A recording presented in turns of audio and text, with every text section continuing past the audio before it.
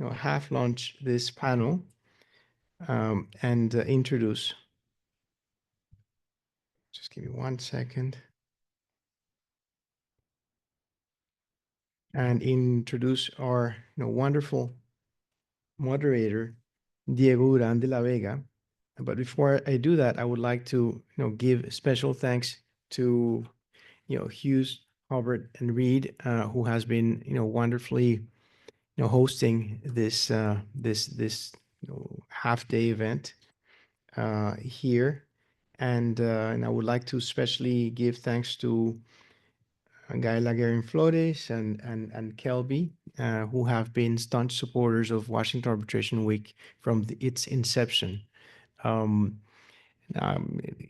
things wouldn't happen without the support of Hughes Hubbard, one, and people like Gael and Kelby, who from its inception said yes to Washington Arbitration Week, and it's been 5 years since we created a model out of pretty much thin air.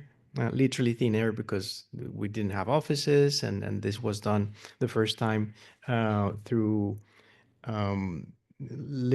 through Zoom. Everyone was either in their kitchens or cellar or what have you.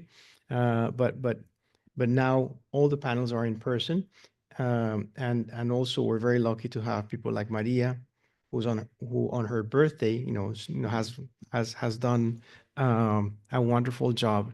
I shouldn't have said that, but it's her birthday. In any event. So now, Diego, thank you for for your patience. Diego is I said, a partner of Hughes Hubbard. He co-chairs the Latin American Dispute Practice Group, and his practice focuses on international disputes, including white-collar defense matters, internal investigations, commercial litigation, and international arbitration cases, including investor-state arbitration. Of course, by the De la Vega, you might guess that he has a special leaning into Spanish cases and so on. But the the arbitration centers that he has done cases under and centers include ICC, AAA, ICDR, JAMS, ICSID, and many others.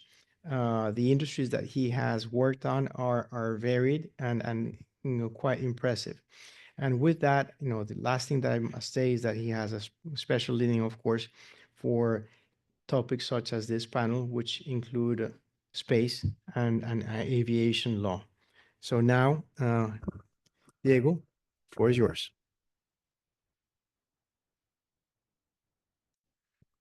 Thank you very much, Jose Antonio. It's a pleasure to be part of Washington Arbitration Week, and Hughes Hubbard is very proud of being part of it and hosting half day of events. So thanks for your trust and letting us do these couple of panels. Let me again welcome everyone here to Hughes Hubbard and Reed. I'll give you a bit of a backstory of this panel. I've been trying to put together this panel for months. This was supposed to be a panel within the framework of Paris Arbitration Week, but for reasons that I'm not going to discuss here, that couldn't happen. And ever since, we've been trying to find the right platform, moment, and city, to be honest, to pull it off. And obviously, the speakers we had, booked, if you will, for Paris arbitration event that didn't happen are very different from these ones, but that's the way fate works. And because I couldn't be happier with the list of people and the people sitting here next to me. It's a diverse panel from wherever you find it, gender wise, from industries as well. That's why we're combining aviation industry with space industry, in-house, law firm, government. And so we're really going to get the benefit of the 360 perspective here. And so we are very excited, the six of us. Yeah, six. This is going to be a big panel. Number one enemy here is going to be time. So I'll do my best to keep it under control, although I won't promise more than that.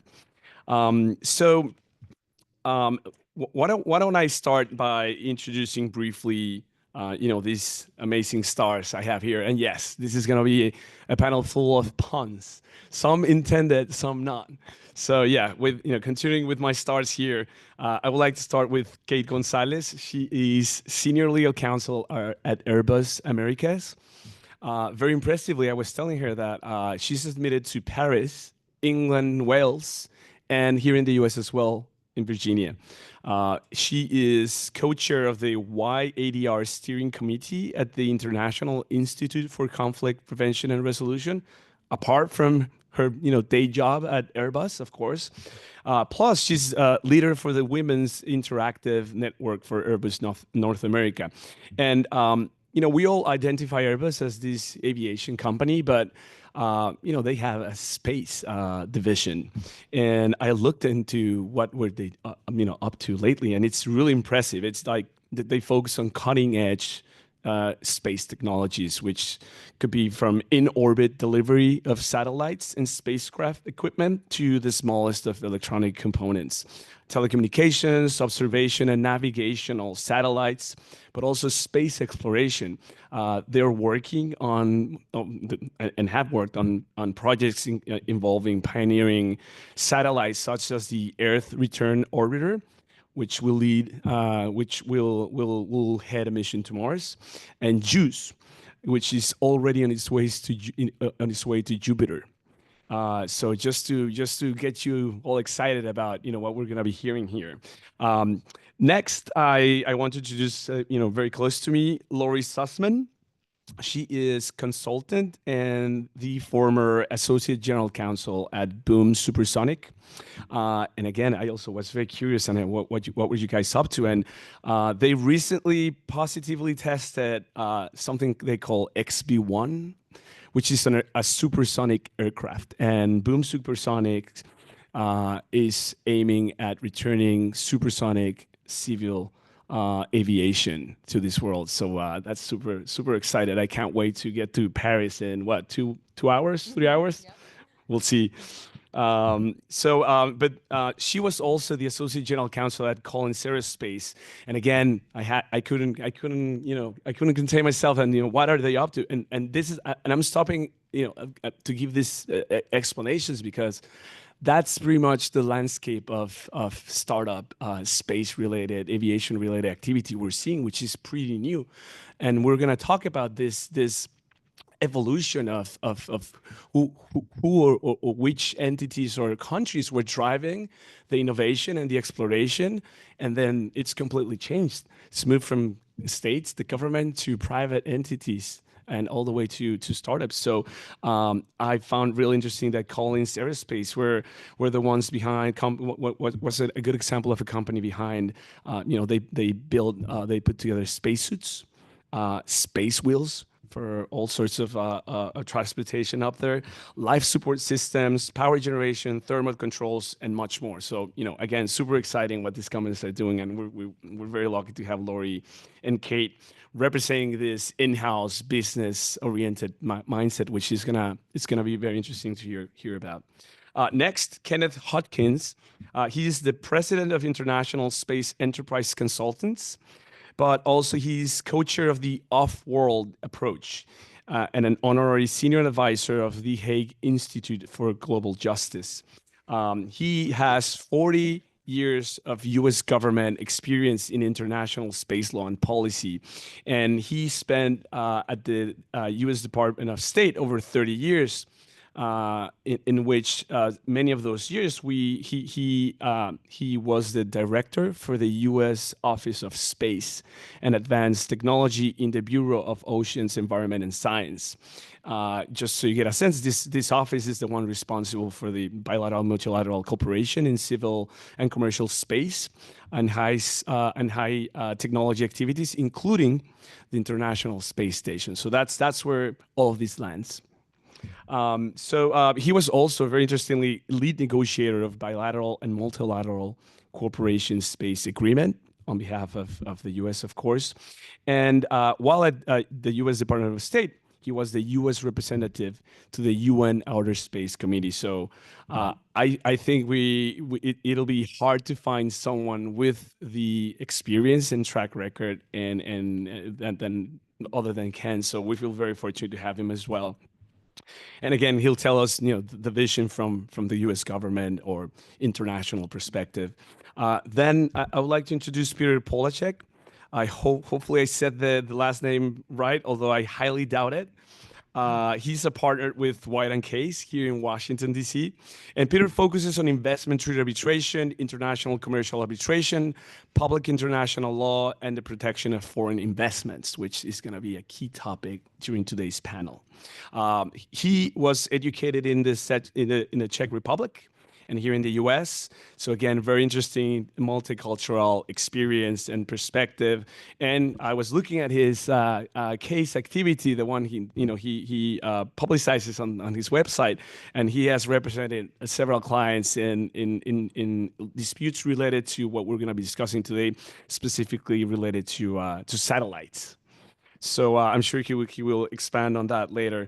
And last but not least, Abdullah Abu Wasel. He's the deputy managing partner of Waddle Waddle. He's based here in DC. And Abdullah specializes in international arbitration across multiple industries, jurisdictions, and he has appeared in front of several international tribunals. Abdullah is also a registered lobbyist with the District of Columbia, and he has appeared before the U.S. Congress to discuss commercial space-related policies. And he's one of the authors of the Washington Compact under the umbrella of the Hague Institute for Global Justice, which is an international non-binding agreement outlining norms of behavior for the commercial space industry. So, you see how all this fits together. And so I guess without further ado, I also want to say, if you allow me a couple of minutes to start introducing a bit more the topics we're gonna be discussing today. And I would like to start by saying that I would like to die on Mars, just not on impact. I didn't come up with that. Do you guys know who said it? Yes. Elon Musk said it back in 2013 when he was giving his keynote address at South by Southwest. And when I read this quote, and obviously that he said it, who else would have said something like that? I think this completely frames the mindset that we have today, not only Elon Musk, but a lot of people behind all these companies and the users of all the products and services of all these companies that we're starting to see come up in the past 10, 20 years. Another quote for you. "The earth is the cradle of humanity, but mankind cannot stay in the cradle forever." This one is a bit harder. I don't even know this guy until I looked him up. And also because he said it 100 years before Elon Musk said his quote. So this is pretty much the Russian, the Russian version of Elon Musk from the early 19th century. He said this back in 1911, and his name is Konstantin Tsiolkovsky. And he's recognized or referred as the father of astronautics and human spaceflight, the father of modern rocketry. And so I thought about opening up with these two quotes because I think, that's where we are right now. I mean, things have rapidly evolved ever since Yuri Gagarin first broke through the Earth's atmosphere back in 1961 with the Vostok 1 spacecraft. Ever since that happened, it's been an evolution of things, faster and faster, and it has really captivated global human imagination as to what's possible. Where does it end? And you get, again, Elon Musk saying things like, I want, human supposed to be a interplanetary species, and he's talking about preserving human consciousness. I mean, we should devote a whole week to just discuss a couple of those things. But the point I'm trying to drive is, again, this is the type of mindset of what we've seen in the past years. And what I was referring earlier today, we saw, space exploration starting from the 60s, 70s, 80s, 90s, mainly driven by states or intergovernmental space agencies. But now we've seen that landscape change. And so when we speak about the first space race, and we think about US and versus Russia pretty much, to government effort.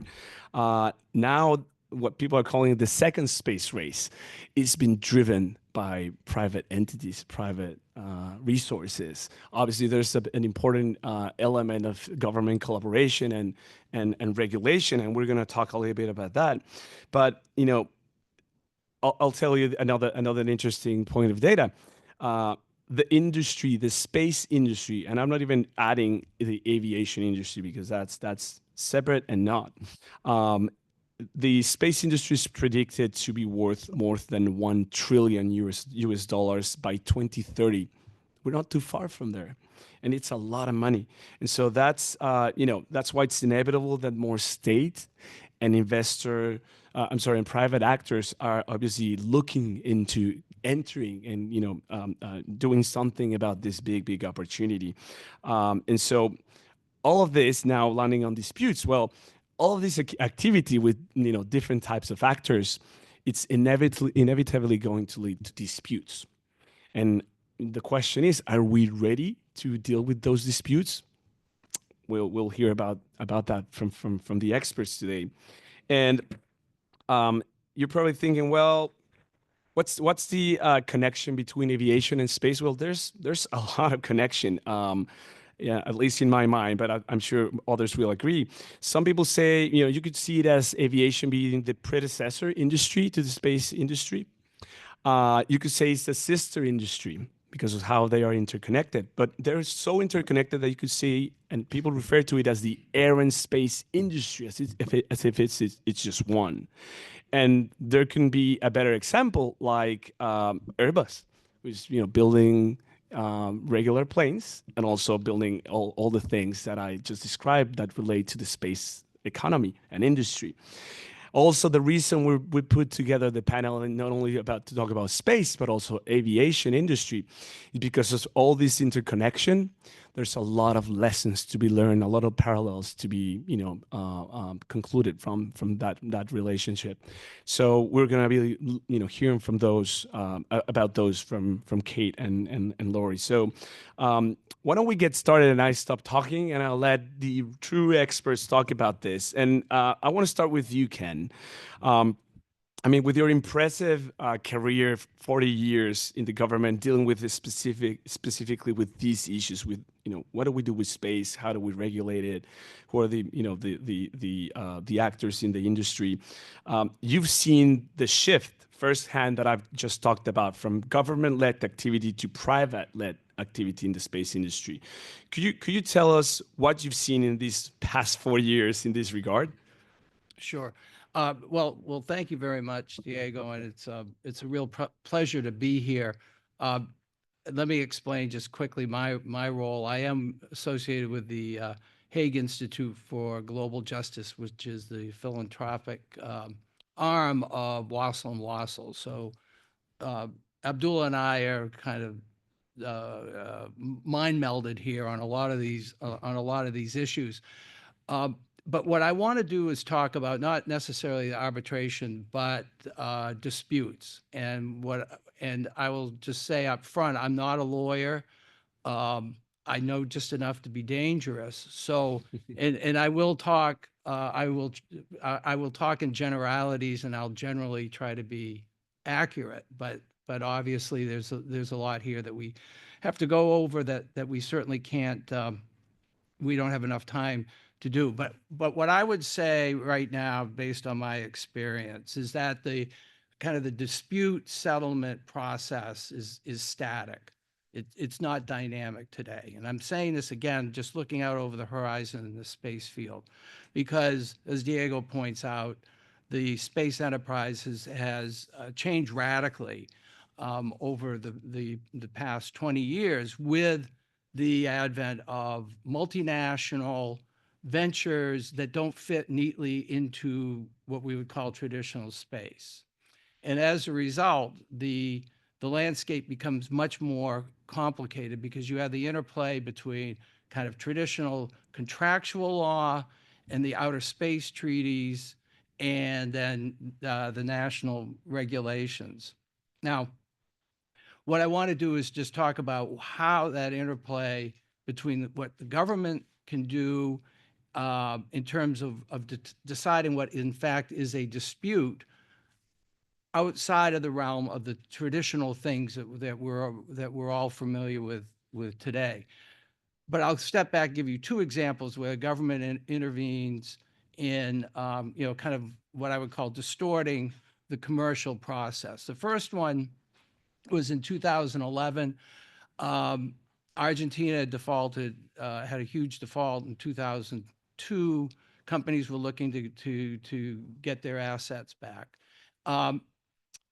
An Argentine satellite developed in cooperation with NASA and Italy and Canada was going to be launched by SpaceX in California. A company called NML Capital found out about it, filed an injunction saying, essentially, I want that satellite as part of what Argentina owes to us.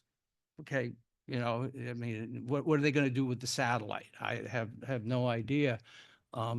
Take it home and put it in the backyard. But what happened is the Department of Justice intervenes and says, well, this is outrageous that you're doing this because NASA spent a lot of money and we've got to figure out what's going on with climate change and all of this, and therefore this has to be launched. There's just no way of getting around it. So the judge rules in favor of the Department of Justice. Now, the Department of Justice wasn't part of any of this. I mean, NASA was. NASA was able to get the Department of Justice to step in. But again, this company had recouped some of their losses through other legal proceedings. This particular one, they didn't. The second example was in 2000 when a company called Iridium was going through a bankruptcy court in the Southern District of New York. And it was a constellation of 77 satellites.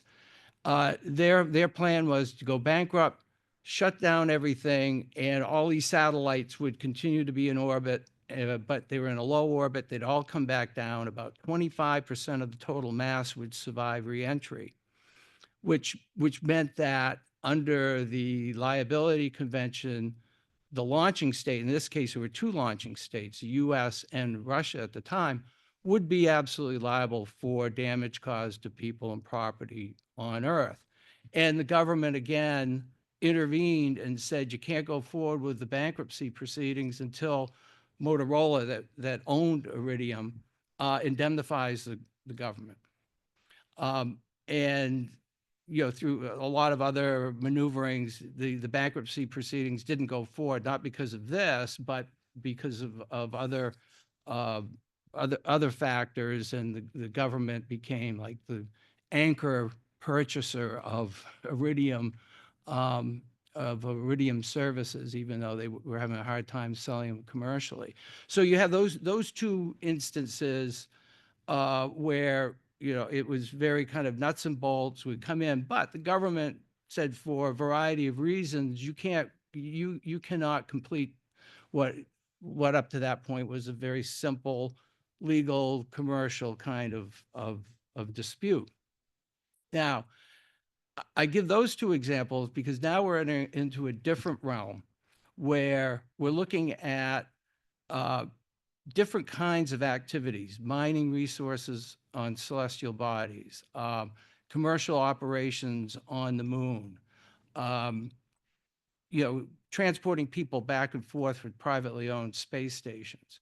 And that all starts to suggest that we have a different problem here, which is the disputes that you might have are beyond the contractual are contained in the Outer Space Treaty. So you have issues like harmful interference. It's not defined in the treaty. But the way the treaty is set up is if I am being interfered with and I consider it to be harmful by another entity that is either a government entity or was authorized by another government, there's no intergalactic court that I can go to. I have to go to my state party to the treaty saying I am being harmfully interfered with. You have to go talk with the other government, and the other government's going to have to sort it out.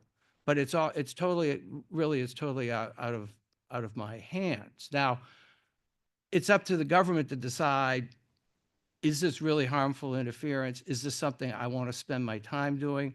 Maybe the interference that's occurring now is something the government, would like to do to somebody else. So therefore, I don't want to foreclose any of my options. And we have some, in my career, we had a couple of very specific examples of that. So if you go through the treaties, you can see a commercial activity that all of a sudden hits up against the definitions or lack thereof in the outer space treaties. So things like returning objects and returning astronauts. Again, that's not a commercial issue. That's an issue between the states parties. So if my space object survives reentry, lands in another country, I can't just go and tell the other country, give it back to me. I have to go through the government goes to the other government, flows back down, gets it. I dealt with dozens of these instances where objects from commercial activities landed in other territory. And as a commercial operator, you might want to get that back. There could be proprietary information in it, or you want to study what the effects of outer space had on that object. Acts, under the treaty, states parties have access to installations, equipment, and vehicles on the moon or other celestial bodies. If I want to have a research facility on the moon as a commercial operation, am I going to be obliged to give access to, say, my competitors? The treaty says the state party should do that. State party has authorized my activity. Are the conditions for that particular activity that the government used to the government basically laid on in terms of authorization? Am I going to be required to do those kinds of things? The issue of due regard. So in the treaty, it says a state party, engaged in space activities has to give due regard to the rights and interests of other states parties. Well, we don't really know what that actually means. I mean, does it mean that a commercial in a government giving authorization to a particular activity or private activity, does that mean the government is obliged to do a survey around the world to make sure that somehow my activity is not going to interfere or be contrary to the rights and interests of another state party? So those kinds of issues are going to start to arise, which means if I did have a legitimate dispute, at what point is the government going to have to be party to that? And what happens if the government decides, I don't really care? That's your problem. And therefore, you're going to just have to deal with it.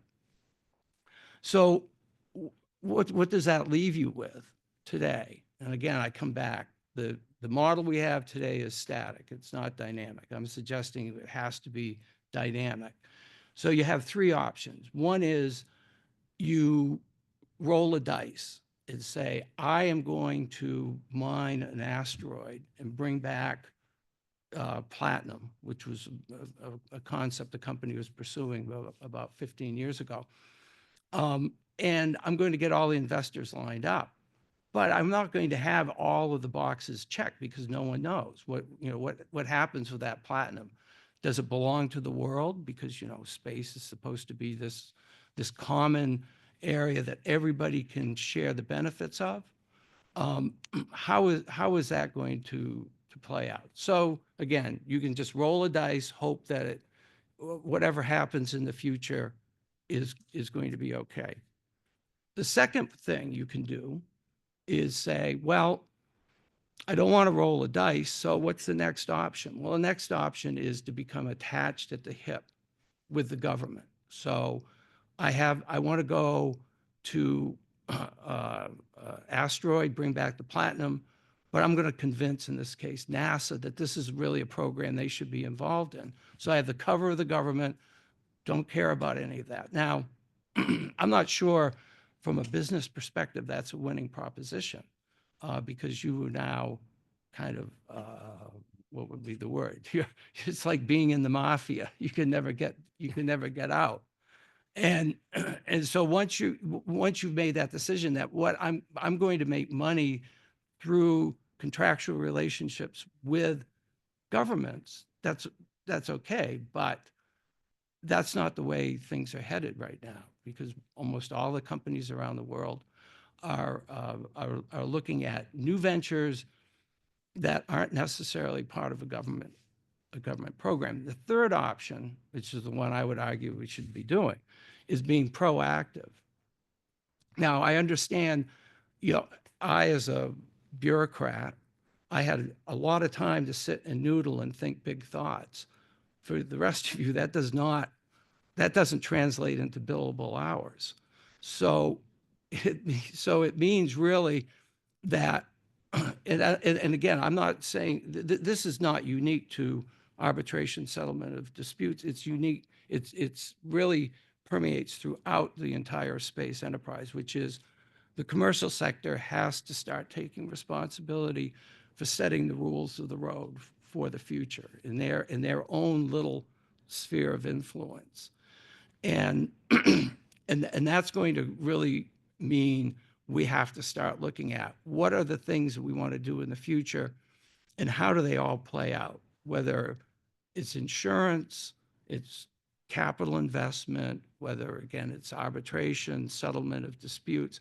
How are these things going to, how do we create a transparent, predictable environment for these new ventures to proceed? And you, as you know, you need predictability, you need transparency. And the way the system is set up today, it isn't all that transparent or predictable, because the fundamental part of the treaties for the commercial sector is Article 6, which says that a state's party has to authorize and supervise the activities of their nationals. And the authorization process is not defined. It's left up to the state's parties.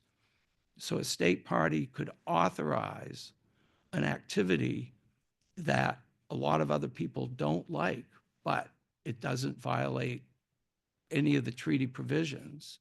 I mean, the treaty just prohibits placing weapons of mass destruction in Earth orbit or on other celestial bodies. You can't appropriate space. You have to return astronauts if they land in your territory. I mean, there are only a handful of things that states are required to do. After that, it's all left open. So if you take the trend that we have today, which is the commercial sector is driving the space agenda from a technological as well as financial standpoint, then why isn't the commercial sector driving the kind of the legislative agenda or the regulatory agenda or the standard setting agenda? Because if we wait for the governments to do it, they'll never get around to it. And then you're in that position where you have uncertainty and you don't have transparency. It all becomes a star chamber. And that's really not, in my view, a winning proposition for if we are really moving to a global space economy. So that would really require, what kinds of disputes are we looking at? What's going to be the common nomenclature in terms of things that we would automatically recognize as being kind of actionable terms. how are we going to interact with governments? You know, I'm not suggesting there has to be some kind of global action. Having worked with the UN for 40 years, you'll never get that. It's a minimum 10-year process. And in the end, it's, again, like sausage making. You don't want to see it, but you like it in the end. And so I just want to end with just one other point.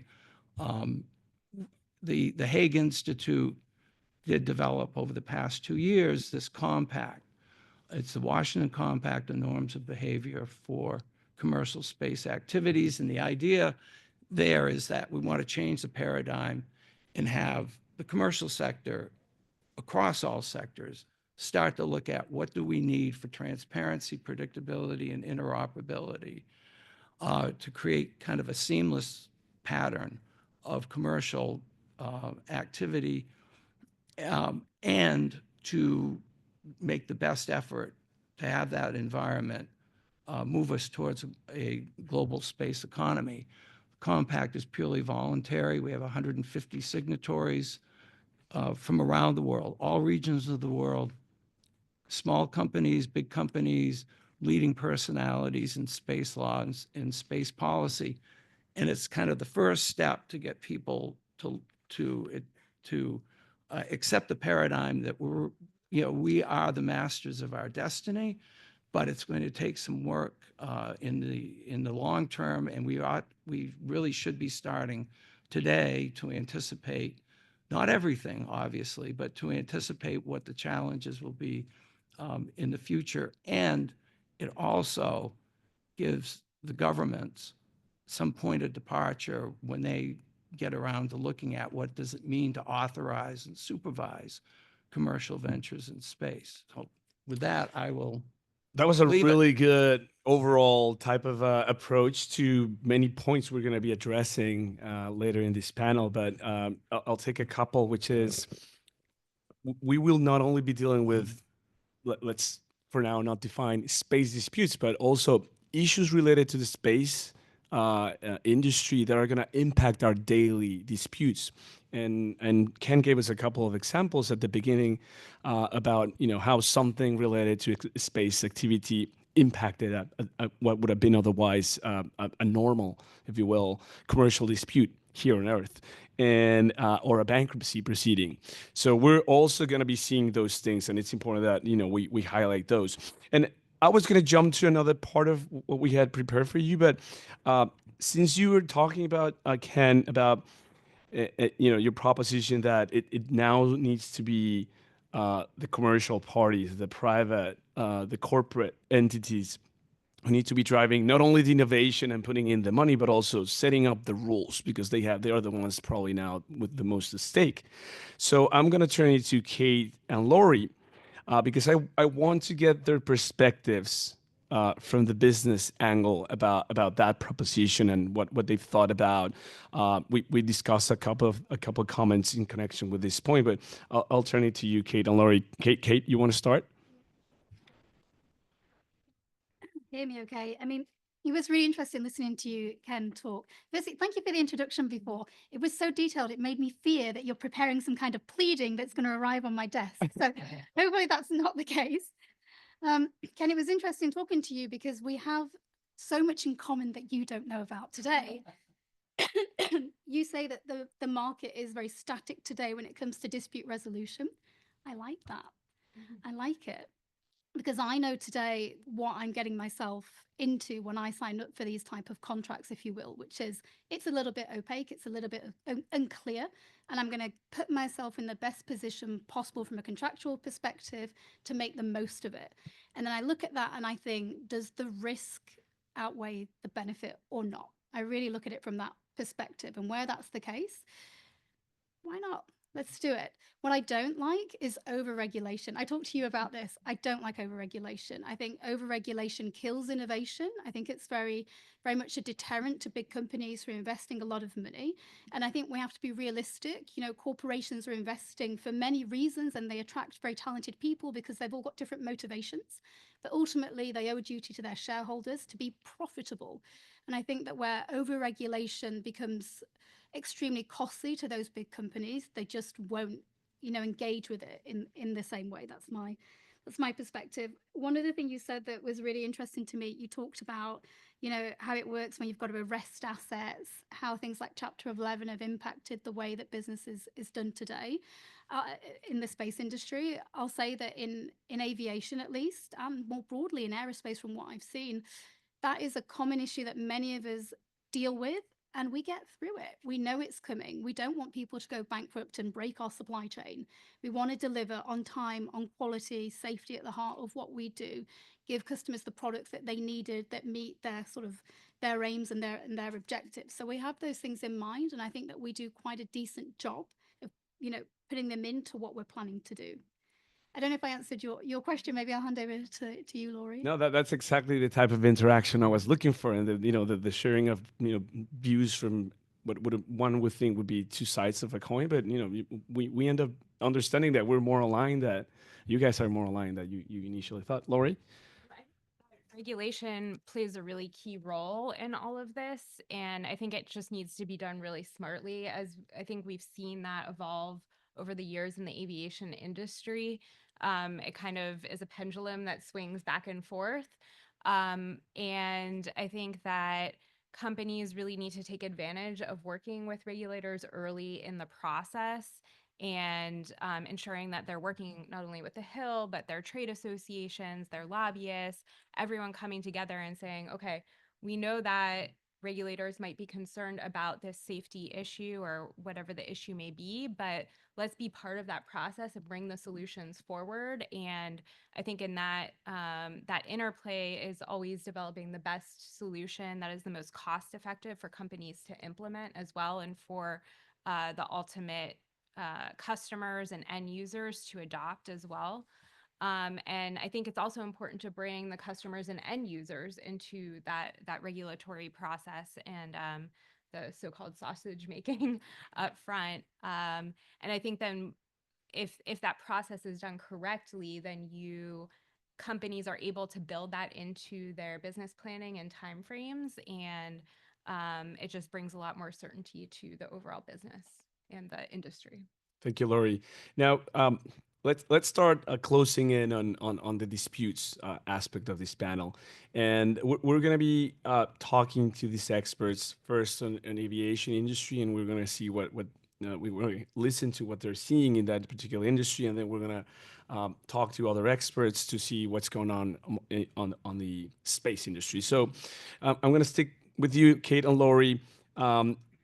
Why don't you tell us, Kate, what kind of disputes are you guys seeing in the aviation industry at the moment?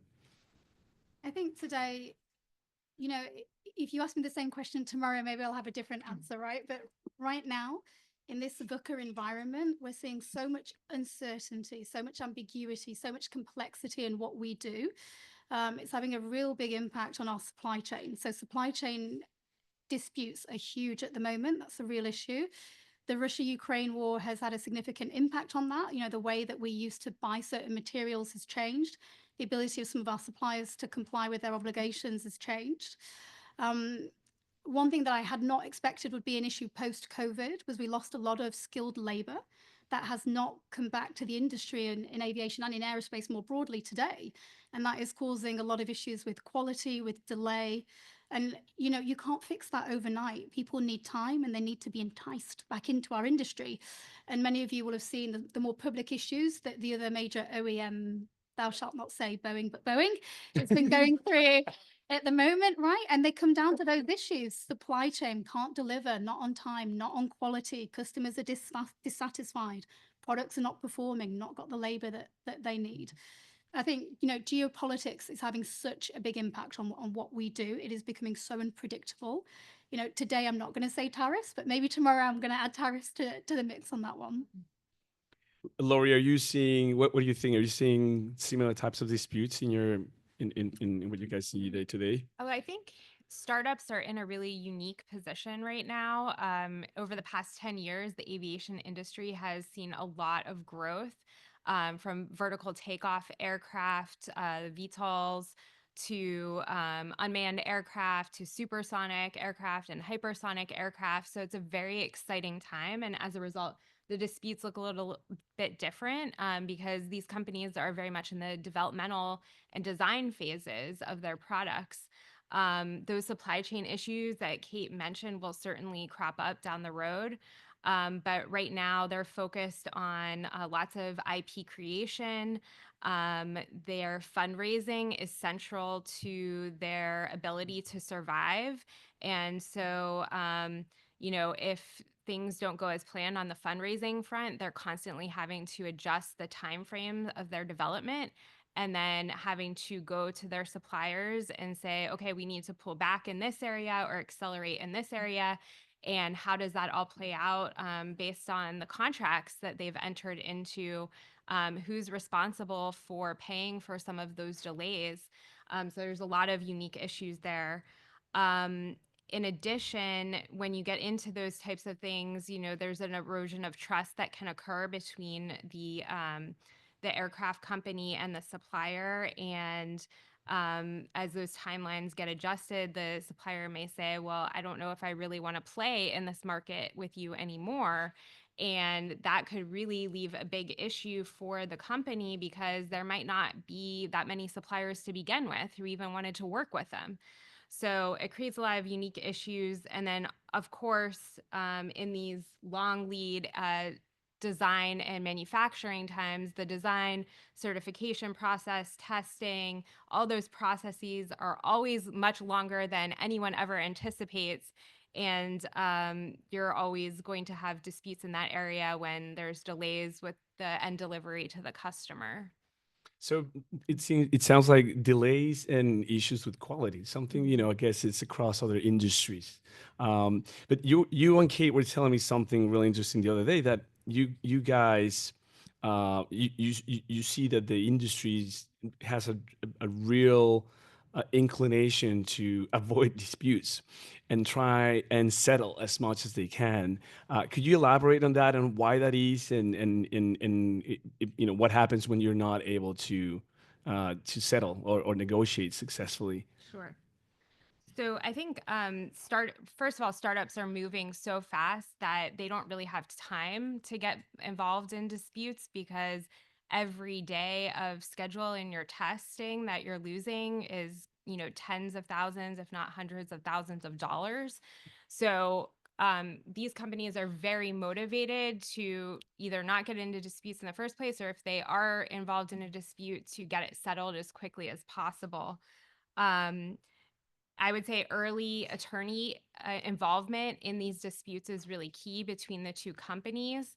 And the attorneys are going to be bringing together their internal teams involving their engineers, supply chain, program management, and they're all working together to try to come up with creative solutions that they can offer their supplier partner to get things back on track. Obviously, there's going to be a contract between the parties, and they'll always be, looking through the contract to see how things are interpreted and what levers can be pulled there. Often the contracts will have escalation procedures where they need to get the executives involved for, a period of 30 to 60 days first before they can even go to, another forum like litigation or arbitration. They may also have a mandatory mediation period. So those will all come into play. But at the end of the day, it's really about coming up with creative solutions, getting the relationship back on track, even if that means making some concessions, because it's just really critical to preserve that relationship and move forward. Because like I said, there might not even be another partner that you could work with if things go south.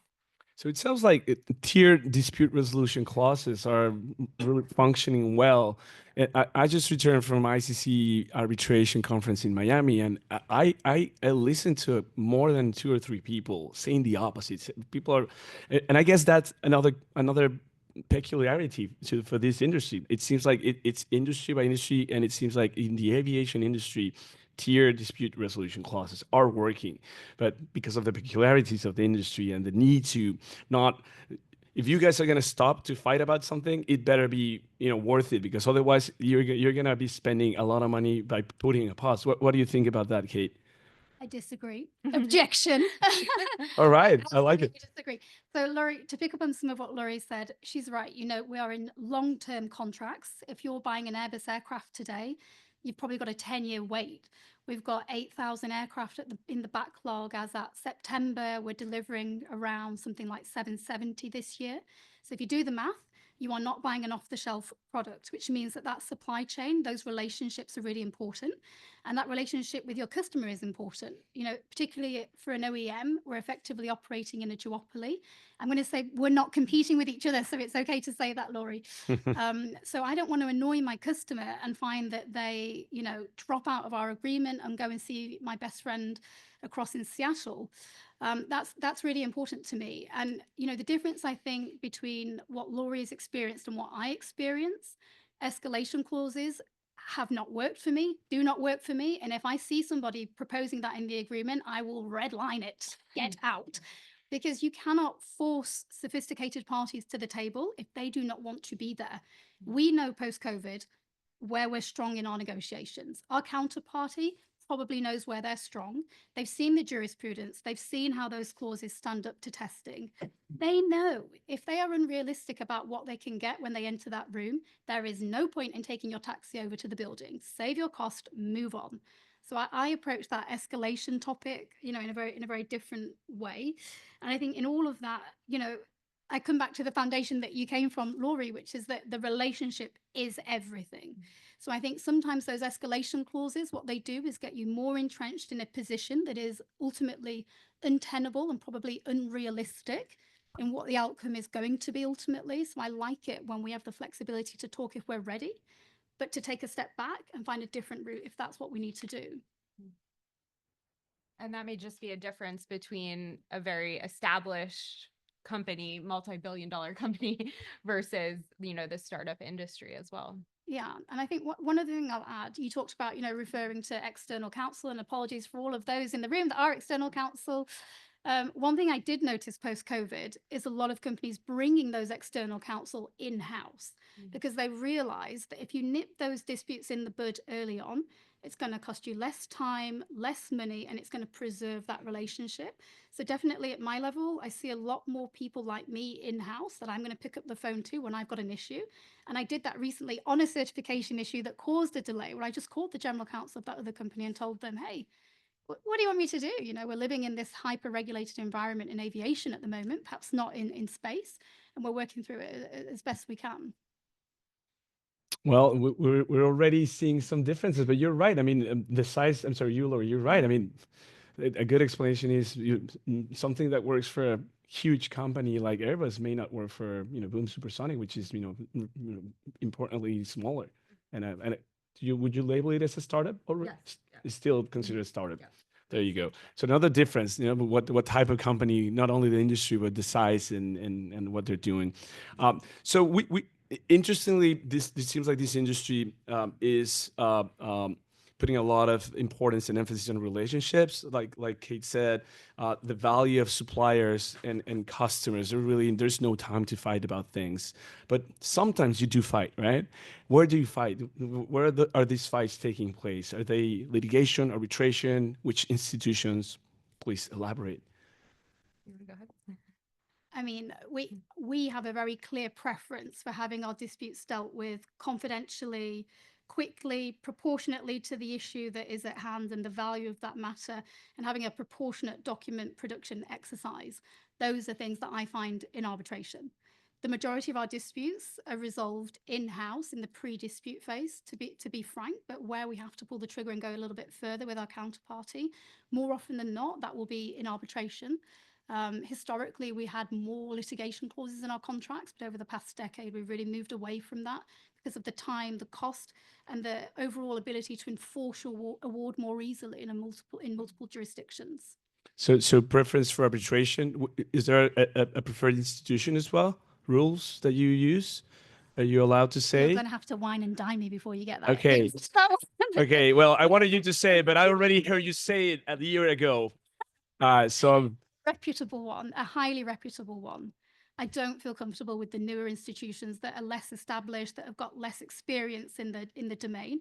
And I know there are some out there that have got the label of aviation or aerospace on them.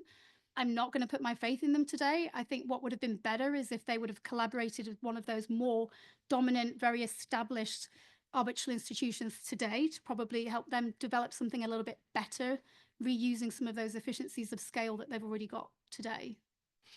Why don't we go there? And we already talked this in preparation, and I know what your stand is. So what do you think is the success of these specialized arbitral institutions and rules like, you know, the Hague Court of Aviation, aviation arbitration, and you made reference to geopolitics, and is that why you mainly think these things won't work apart from how new they are and how less robust they are, or have less of a track record than the other institutions, or why you don't like them? It's both for me. I don't want the institution to disappear overnight. And for those in the room who recall one of those institutions disappearing overnight, right, that really does happen. So I need somebody who is independent, who has no link to the shareholder of the entity that I'm maybe fighting with, has no political agenda, is not going to give leeway to that counterparty because of some kind of connection between the institution and the party themselves, is going to be really ultra neutral. And there are institutions where I today feel personally that guarantee of independence and impartiality is just not there. Laurie, anything you would like to add to that?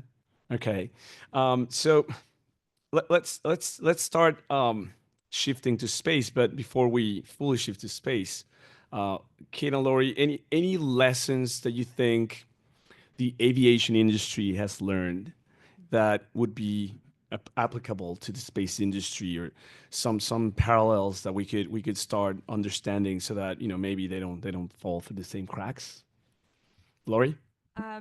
So I think we've talked about this a little bit, but you know, the industry is very small, and there's just a couple of players that are entrenched that, you know, you need to really rely on. And so and then also it applies, like Kate said, to the personnel. I mean, there's relatively few experts out there across all of the companies. So it's a very, while it seems vast, it is a small industry. And so I would assume that the space industry may have some of those parallels as well. So therefore, maintaining those strong relationships is key between the suppliers, the customer base, et cetera. And, you know, the disputes are often going to be resolved without a major lift of, you know, the day-to-day disputes that come up are going to be resolved without a major lift of attorney involvement. It's going to be, you know, companies looking internally, bringing their resources together and ensuring that they come up with a fair commercial resolution, and before they even get to, you know, the arbitration phase. And then I think safety is going to be key going forward. You know, obviously such a huge focus on safety right now with all the troubles that Boeing has had. Also, they're having a lot of troubles with their space division, and so that's going to be key, I think, as we see more commercial space flight. I think regulators are going to take a much more significant interest in ensuring the safety of passengers and crews. And that's where it's going to be really key for the industry to work very closely with the regulators and come up with the right set of regulations. Kate, anything to add? Nothing to add. Spot on, Laurie. Marvelous. Okay, so now let's hear about from Peter and Abdullah, and you know, turning our eye towards you know, more leaving behind aviation purely, and now the space industry. Guys, what kind of disputes are you seeing, and also from not from in-house, but now you guys are advising your clients about, you know, these corporations. So why don't you start, Peter? What kind of disputes are you seeing in the space industry these days? Thank you, Diego, and it's a pleasure to be here. Hope you can hear me. Okay. So in the space industry, disputes thus far have arisen mostly in the context of the satellite industry. and that is for a number of reasons. One, satellites is the most commercially advanced space-related industry that exists today. So that has driven a number of disputes. Second, it is a global industry. There is more players involved, I would say, than in aviation, where you have the two big ones, and that's pretty much it. It's not like that in the satellite industry. And third, a lot of the activity is underpinned by contracts that contain arbitration clauses. This is something that the satellite industry has been availing itself of for quite a long time. So there is a lot of use of arbitration clauses in those contracts, and that combined basically has generated a lot of satellite-related disputes. So just to give a couple of examples, and these arise at every point in the life cycle of a satellite. So I thought it might be interesting just to go through a couple. So manufacturing of satellites in November 2018, Space Communications has obtained an award for $10 million against Israel Aerospace for a late delivery of a satellite. Many disputes like that. So this theme that we've seen in the aviation industry of delay and quality, the same thing happens in the satellite sector. Launch of satellites, another area. So SpaceX, before where it got to where it is today, this is over 10 years ago now, had a launch contract with Avanti Communications for the launch of its satellite. And as part of that contract, they had an agreement that SpaceX had to have a record of successful launches. Avanti paid in advance for the launch. SpaceX may be a little familiar with respect to Elon Musk's companies didn't really hit the target on the record of safe launches, and Avanti decided that they do not want to place their satellite on a SpaceX launch vehicle, pulled out of the contract, and won an arbitration before the American Arbitration Association to get a refund of the launch deposit. Malfunctioning of satellites in orbit, this is another area that has given rise to disputes. So Boeing, for example, had an interesting ICC arbitration where insurers pursued it after Boeing manufactured satellites malfunctioned in orbit. So these were not claims by the customers, but by insurers. This went to an ICC arbitration, and the claims were dismissed. Sale and purchase of satellites in orbits, this happens quite a bit. So in ABS, the KT Corporation, this was another ICC arbitration. ABS bought a satellite from KT Corporation, but the Korean Ministry of Science declared that the contract was void because allegedly KT Corporation failed to comply with export controls under the Korean Foreign Trade Act. So this went to arbitration, and in 2018, a tribunal ruled that title to the satellite, in fact, had passed to the buyer, and that the Korean export controls rules were not applicable, including because the satellite was manufactured in the United States and there was basically no connection to Korea.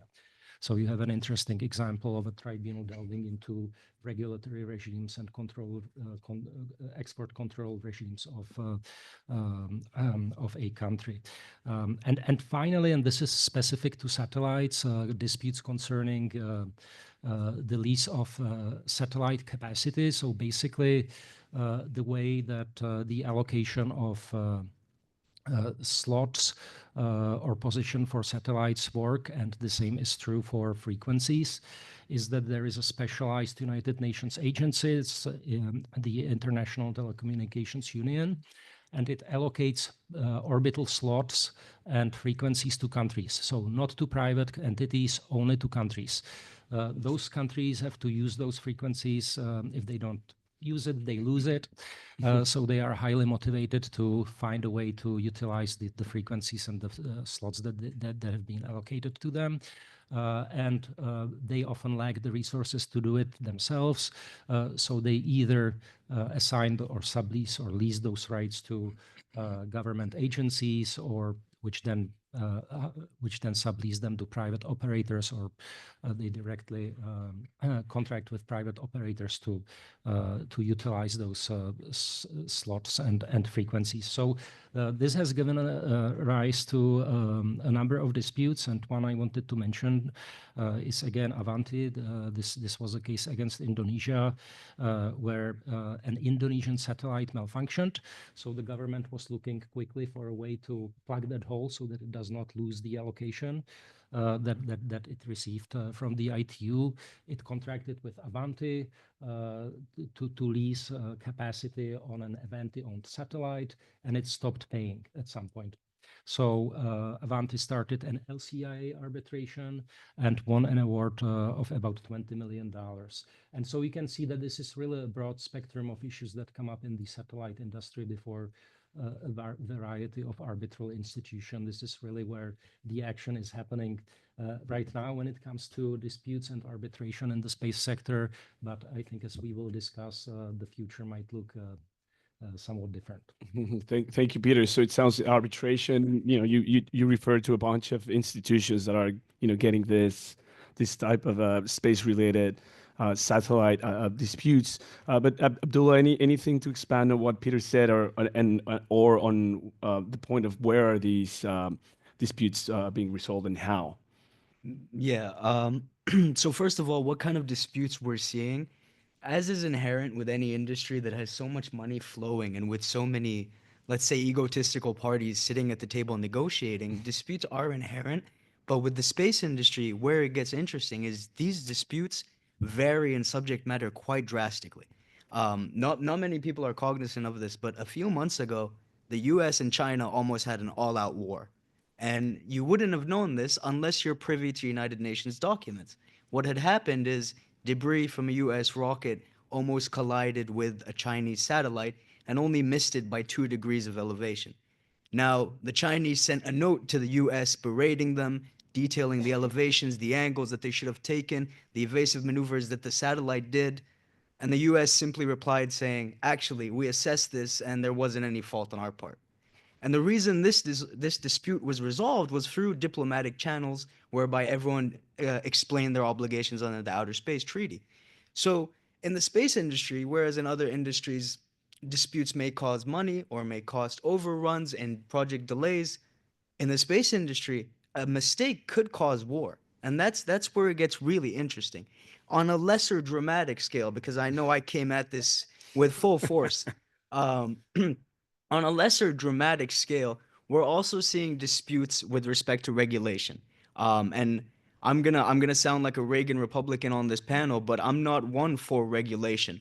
And what we're gonna be seeing now is an intense deregulation. We are on the precipice of a major overhaul of U.S. space regulation, and that obviously comes with Trump too.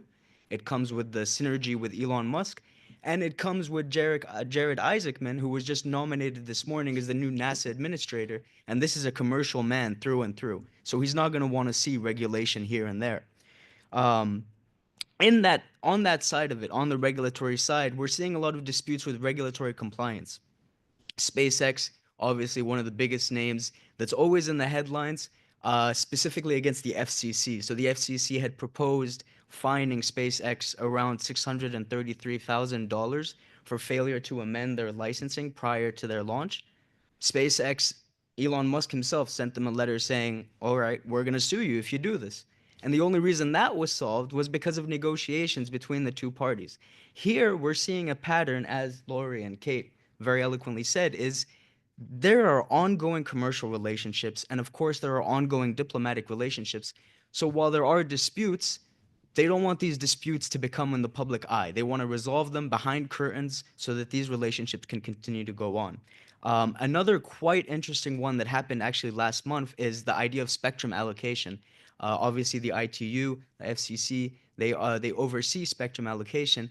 But what happened here is SpaceX had petitioned the FCC to relax their power limits on low Earth orbit spectrum allocation so that they could get more slots for SpaceX. Last month, or actually 2 weeks ago, I would say, the biggest telecom operators, 7 in Europe, joined AT&T and Verizon in sending a letter to the FCC, and quite literally the second paragraph in that letter said, if you do this, we will file an international claim against you pursuant to the OST. So now this is another situation that's in the books. We're trying to determine how we can vent for strategic interests whereby we bolster SpaceX's operations, but at the same time, we want to go back to that idea that space is global commons and there has to be international cooperation. One dispute that we saw personally whilst we were counsel on this, and that I think we're going to see much more prevalently, is space tourism disputes. So we were actually counsel on a space tourism discrimination suit whereby a space tourist on one of the highly publicized space flights was restricted from conducting movements on that spaceship. And because of that restriction, upon arriving on Earth, she sent to the operator and she said, I'm going to file an arbitration claim against you on the basis that I was discriminated against. This is very interesting because so far we've had roughly 63 space tourists. So the ratio right now is for every 1 in 63 space tourists, we're going to have a dispute. That's best way to go about it. And that's something that we're going to see more prevalently. Now, and just very quickly, because I've addressed this, but how these parties are adjudicating these disputes, again, it's negotiations, mediations, diplomatic channels, any attempt not to file a pleading, more or less, which as a disputes lawyer, I hate. I want to tack on the billable hours, but at the same time, we want the evolution of the industry. And this is the best way to go about it, is the non-adversarial approach. To the second of that is arbitration. Obviously, as Peter quite eloquently said, arbitration is the go-to for the satellite industry. I think one of the most prevalent cases is Eutelsat v. SES. And even that one, funnily enough, was not even resolved via arbitration. They resolved it between themselves via settlement prior to the issuance of the final award. So it goes like that: mediation and negotiation, arbitration, regulatory adjudication if it's under an agency, like a 3-letter agency like the ITU or the FCC, which act as quasi-regulatory bodies. And then litigation is the last resort. You do not want to go to litigation. This is public, this is going to cost you, and this is going to delay projects extravagantly. A good example of this is actually Blue Origin filing the claim against NASA when NASA awarded SpaceX the human landing systems contract. I think they awarded it for $3.6 billion. Blue Origin filed the claim in April, and by November, it took this long for the claim to be dismissed on merits, so it didn't even get anywhere. But because of that period whereby they were waiting and they couldn't operate the human landing system, the project cost NASA an additional $3.6 billion, and it delayed the project by 7 months. That's how extravagant disputes in the space industry are. It's not like construction, it's not like finance. Here, one mistake, and again, sorry to be dramatic, but one mistake can really make or break a country or even make or break war. So that's where we're at right now. Fascinating, Abdullah. Thank you. And I mean, that's where we are right now with the space industry in terms of disputes where they're being resolved. But can we? And unfortunately, we're reaching the end of the panel. But I don't want us to go before we talk a little bit about the future. What are you guys seeing? And this is going to be open for everyone on this panel. What are you guys seeing in terms of what's coming next? Both, I want to hear from both, the aviation industry perspective, space industry perspective, but also let's tackle on what we discussed when we were preparing for this panel, which is the uncertainty.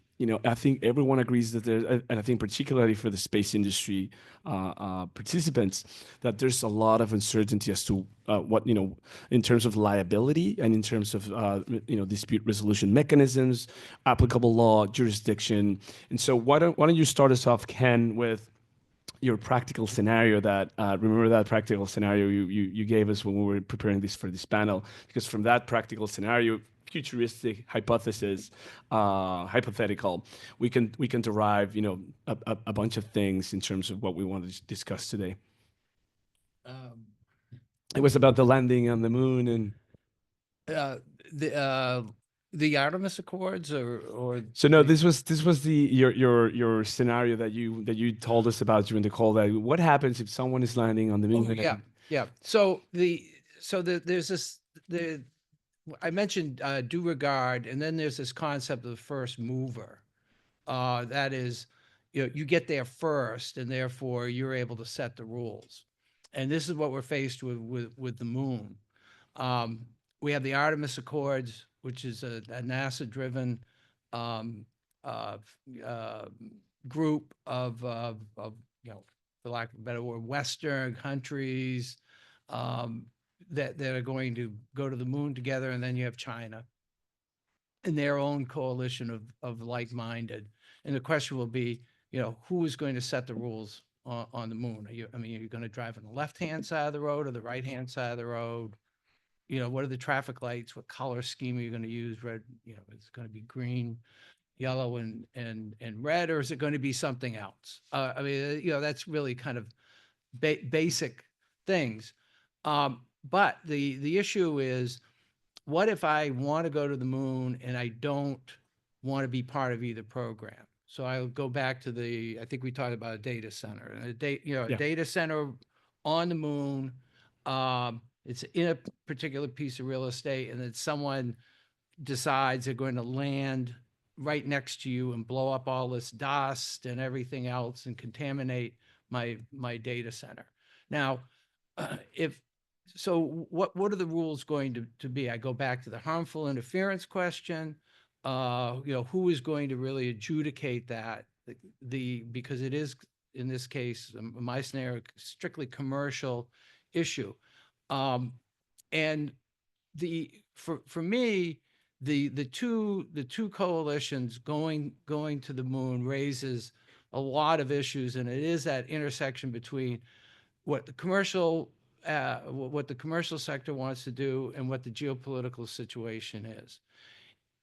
Those questions could easily be solved if the U.S. and China would sit down together and say, okay, we're both going to go to the moon. Here are going to be the rules, you know, the rules of the road for us. Now, again, that's only between governments, but for all these political reasons, we're never going to get to that point. So it's really, again, incumbent upon the industry to say, we need certainty and we need some kind of transparency. Someone is going to have to tell us that if I am authorized by my state party to the treaty and I go to the moon, you've got my back. And I can tell investors, yeah, this is all settled. There's a problem. We're going to be able to resolve it. Therefore, you know, start pumping in money for a project that's going to take a decade or 2 decades. I mean, the lead time, Kate, that you were talking about with Airbus deliveries, we're talking about the same thing with a lot of these ventures. You're looking to get investments today for a project that may not even get into space for another 10 years. But you can't have all of these, I don't know. You know, the investor says, what's the government going to do? Do they have your back? I don't know, but give me the money. That doesn't work. And so this is where that intersection between the government action as it is today, and in my view, the international space framework is a static system, and there's very, very little dynamism in it. And so it's going to be really up to the individual governments to try to move their own bureaucracy, but it's going to take a lot of outside pressure to get this moving along. And you have to come in with your own solutions. You can't go into the government and say, you're not doing enough, or what you did is wrong, and just take care of it. You can't say that. You got to go in and say, this is what I need, and this is why, and this is and these are the things that you're going to have to do in the future. Right, because contractual and treaty disputes, investment treaty disputes, are easier, right? In the sense that at least you know what are the rules of the game, where you're going to be fighting it out, what law governs, etc. But you're talking about something akin to a tort, no? So what happens with tort-related disputes?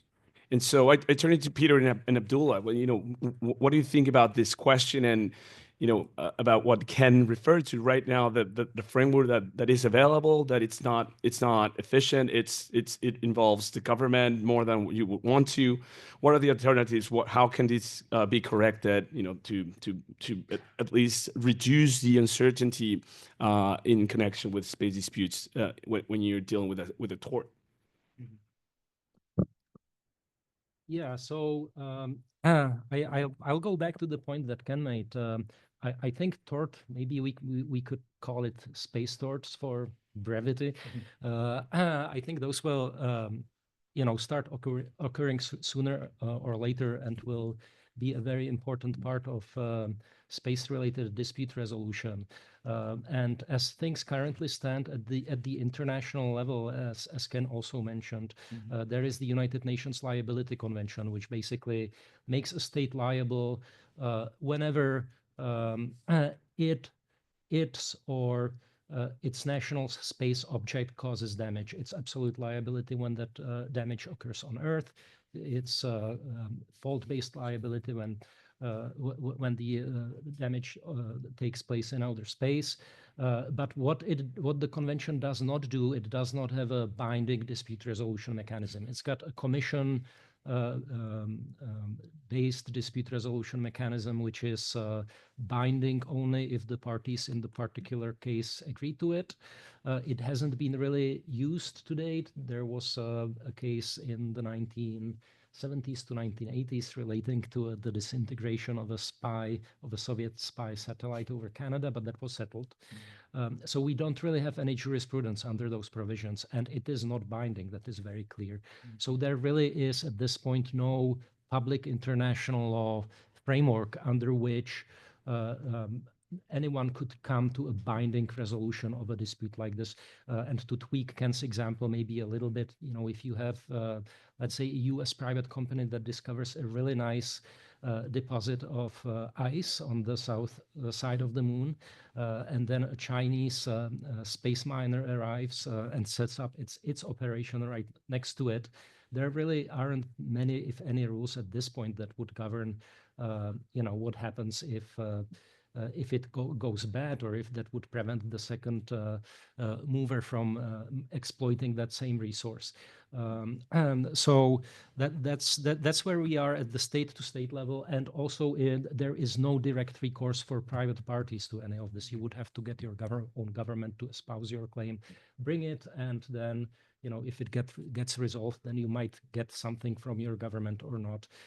So at the like private to private level, I think what we are left with is now individual national regimes that regulate tort. So the questions there, you would have to go basically to the rules of whichever country is involved, your home country. If you are the damaged party, for example, you would look at whether the laws of your own country apply extraterritorially with respect to events occurring in space. If yes, you need to figure out which courts have jurisdiction.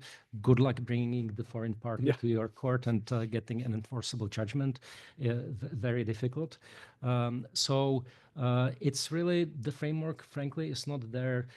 One maybe last point quickly, I think what's going to be interesting to observe in the future is whether individual countries will adopt space laws to regulate precisely this point, especially those countries that currently already are designing national frameworks in such a way to attract space-related investments, so that they would say yes if something, if an investor registered in our country incurs damage in outer space, under our laws, the other party will be liable, and here is a dispute resolution process or a specialized court that you can go to. Abdullah?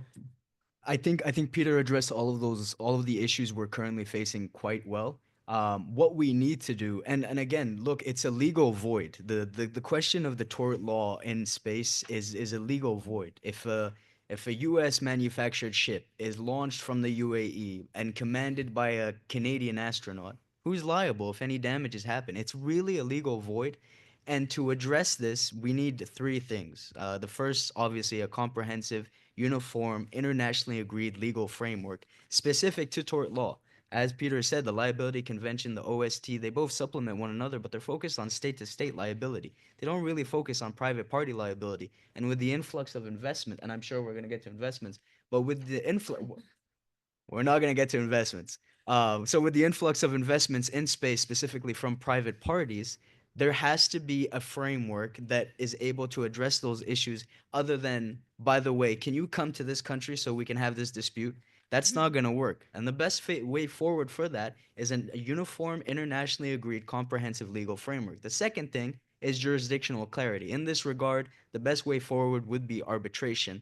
I'm on Kate's side. I'm not too much of a supporter of the specialized arbitration institutes. The PCA has their own optional rules for space, but there's no publicly reported data as to how many disputes have been arbitrated under those rules. So we can't really evaluate their success. On the other hand, the ICC has done numerous space-related disputes under their standard rules of arbitration. And in that regard, the parties specifically go for expedited procedures. So that's the second thing. The arbitration is the best way forward, and I completely agree with Kate that we shouldn't be focused on developing specialized institutions. We should be focused on bolstering the current institutions by developing within their umbrella rules and technical expertise. And that gets to the third thing we need, which is technical expertise.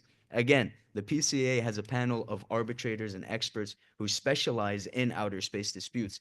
But given the lack of data, we can't evaluate their success, and we can't evaluate how frequently they're used. If the ICC, for instance, was to embody a similar committee where it's a panel of arbitrators, experts, even counsel possibly, that have space expertise, then there you've practically developed a dispute resolution mechanism for the entire private space industry. I think the Washington Compact does a great job of doing this because the Washington, and I'm a bit biased because I'm one of the authors, but I think the Washington Compact does a great job of outlining the obligations and the liabilities of private parties in space. And it allows for amendments to be made. So if we were to take the Washington Compact, add in a simple arbitration agreement that says any disputes between the signatories to this compact shall be adjudicated by arbitration under the auspices of the International Chamber of Commerce. There you go. We've practically solved it. So yeah, that's it. Those are the three things we need. And before we wrap up, I don't want to leave without giving one last time the microphone to Kate and Laurie as to anything that you guys in your industry are seeing that the future holds. Do you feel the same uncertainty and peculiarity as to the disputes that you're seeing in the horizon? Kate, would you start? I think, you just have to try and protect yourself as best you can up front, okay? And the way that we traditionally do that is think about milestone payments, payment bonds. I'm talking about the delivery of the product now, not all the awful stuff, warlike stuff that's going to happen afterwards. But, have those milestone payments, have those bonds, the payment guarantees, that kind of thing. I think insurance is going to play a big role in this market, political risk insurance in particular. I think that's going to become a hot commodity for your investments in these kind of areas in the future. And I will say that if experience has taught us anything, it's that there is no winner when there is this kind of dispute anyway. Nobody leaves a war unscathed. And with that, my faith is restored, thanks to you, that the war will come to a good end. Laurie? The only thing I would add is that, with the startups, we're probably going to see a lot of failures. It's really going to be interesting to see what happens with Boeing going forward. So there's just a lot of uncertainty as to whether some of these companies are even going to succeed, and how that plays out in terms of future disputes will be very interesting. But Kate very well summarized it.